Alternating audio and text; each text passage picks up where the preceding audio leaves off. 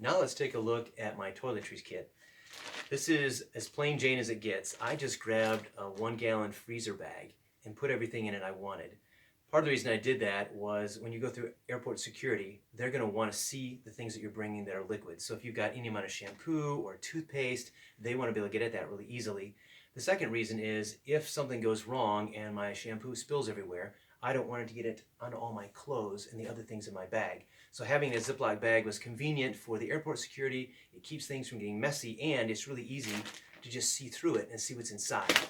A couple things in particular that I recommend to you with toiletries: a bar of soap is a really easy way to travel with soap. It's not liquid, so it can't be messy, and it lasts forever.